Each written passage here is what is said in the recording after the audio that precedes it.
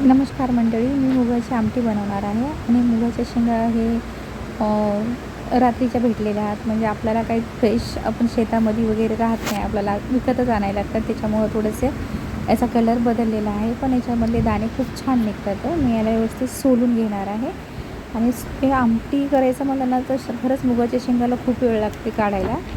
छोटे छोटे असतात आणि एक एक दाणा काढायचा म्हणजे बराच वेळ जाते आपला. तर हे तुम्हाला अगोदरच तयार करायला लागेल. असे मी काढून घेतलेले आहेत त्याचे दाणे. वेळ जाते पण चवीला खूप छान असते, म्हणून आपल्याला खाणं वर्षातून एकदा खायला भेटते, तेच खूप महत्त्वाचं आहे. असं मी एक वाटीभर काढून घेतलेलं आहे आणि सोबतच मी हिरवी मिरची, एक टमाटो, काही लसणाच्या पाकळ्या आणि 10 ते 12 मिरच्या घेतल्या आहेत मी. ही तिखटच केली तर म्हणजे चांगली लागते. अशी तिखट वखट म्हणतात तसं करायला पाहिजे, तेव्हा याची चव खूप छान येते.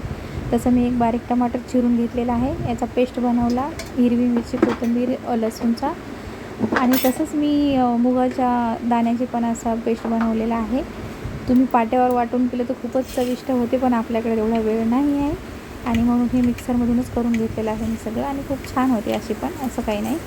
मी कढई ठेवलेली आहे, कढईत मी तेल घालणार आहे.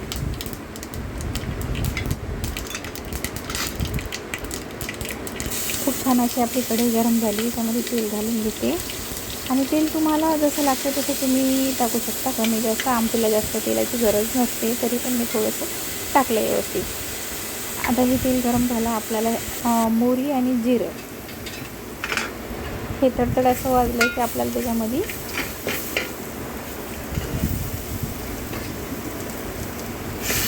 परतून घेतले की आपल्याला हिरवी मिरचीचा पेस्ट त्याच्यामध्ये घालायचं आपल्याला.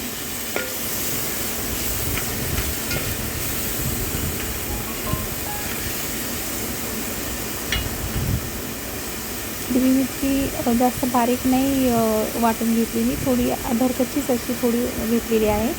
आता गावठी आमटीसारखा चव आली पाहिजे म्हणून याच्यामध्ये थोडं मी बारीक नाही केलं. तुम्ही पण असंच करू शकता. याला चांगलं भाजून घ्यायचं आहे आपल्याला आणि एक टमाटर चिरून ठेवलं ते पण याच्यामध्ये परतून घ्यायचं.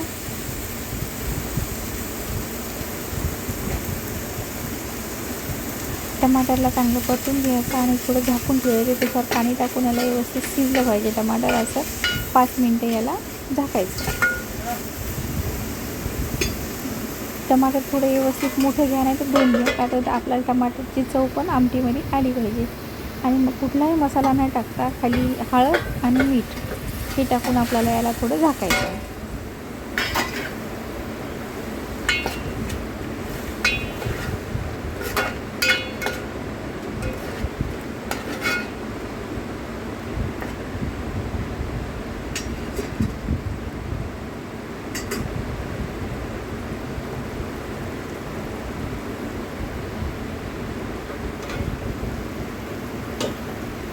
खरंच लहानपणच्यासारखी चव आता भेटत नाही आपल्याला. खूप मुश्किल झालेलं आहे, का आता आपण बाहेर राहतो त्याच्यामुळं आपल्याला सगळ्या गावरानी चव भेटत नाही.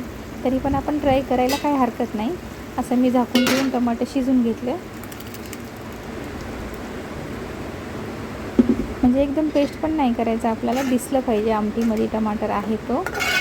आणि जे आपण पेस्ट बनवला ते पण आपल्याला याच्यामध्ये टाकून व्यवस्थित 10 मिनटं शिजून घ्यायचं आहे.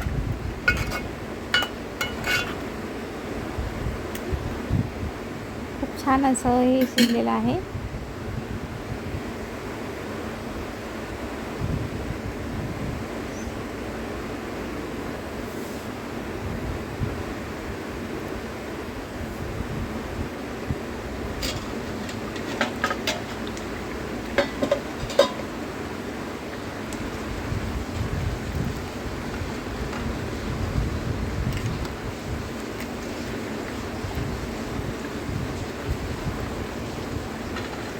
पाण्याचं काही बंधन नाही, तुम्हाला जेवढं लागतं तेवढं टाकू शकता, पण जास्त पातळ नाही पाहिजे, मिडियममध्येच पाहिजे.